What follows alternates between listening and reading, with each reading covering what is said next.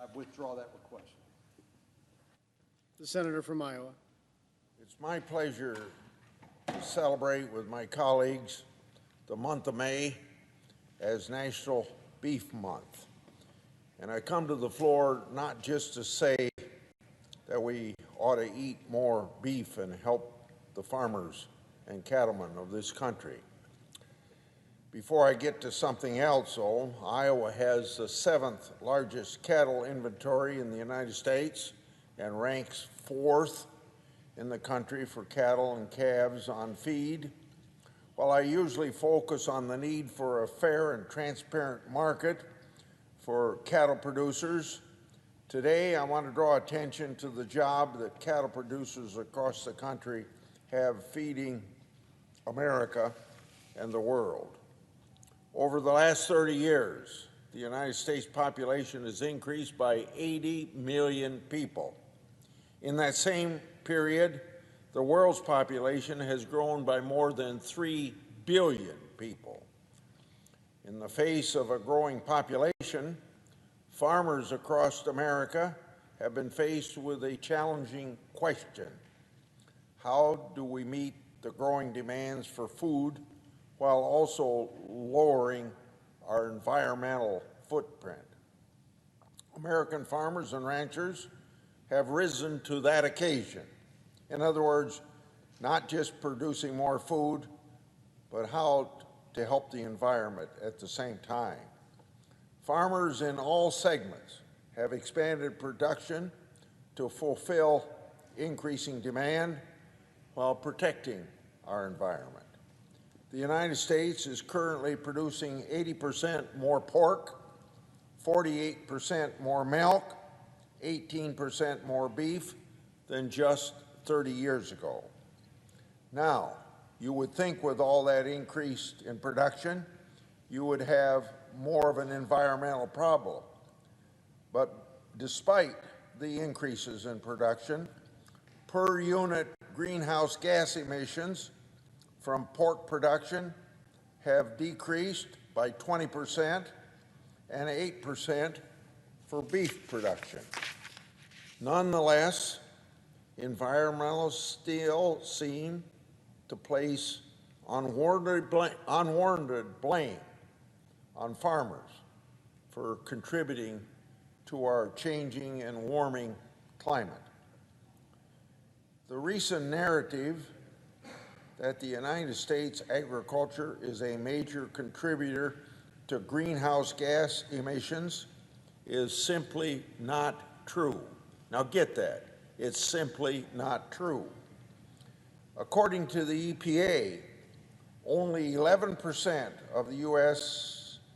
greenhouse gas emissions come from agriculture. The leading sources of greenhouse gas emissions contribute nearly twice as many emissions as the agriculture industry does. Transportation contributes 27%. Electricity contributes 25%. General industry is contributing 24%. So I'm here to set the record straight. For the last 30 years, American farmers have been reducing greenhouse gas emissions with each meal served by embracing efficiency and the adoption of new technologies. Agricultural needs to have a seat at the table for these conversations because farmers are the first conservationists and can help offset emissions from other sectors of the American economy. Whether it's creating carbon sinks on farmland to produce biofuels or turning farm waste into energy, farmers have taken a very active role in reducing the environmental impact of agriculture. Research from the U.S. Department of Agriculture shows that even if the entire world was vegan, it would lower global emissions by less than 1/2 of 1% while losing access to high-quality protein very much needed in the diets of human beings. However, the facts have mentioned, that I've mentioned, do not matter to radical environmental groups or the mainstream media. Articles on food sustainability often focus on how eating insects and bugs can help save the planet. A simple search on the internet reveals some unsettling articles in our publications. A headline from Time magazine read like this, quote, "How humans eating insects could help save the planet." Then from the publication The Atlantic, quote unquote, "To save the world, eat bugs." And from the New York Times, can you imagine the New York Times? "Why aren't we eating more insects?" All of these stories have a very common thread. To solve world hunger and to protect the environment, the American people and the world needs to eat bugs and insects. But as I have already laid out, you can just eat more beef and feel good about the environmental impact. Now, as for me, I'll be doing my part in May to honor National Beef Month. I will be eating juicy hamburgers or eating steak if the price isn't too outrageous, and it is right now. I will be supporting cattlemen from Iowa who produce the highest quality beef in the world.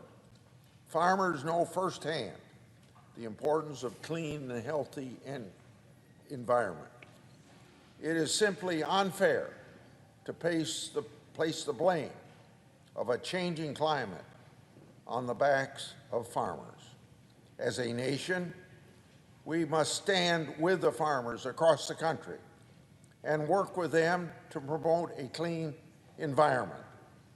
I will continue working at the policy-making tables to ensure our cattle producers can continue raising high-quality beef for generations to come, and that families can enjoy it at their kitchen tables at prices they can afford. I yield the floor.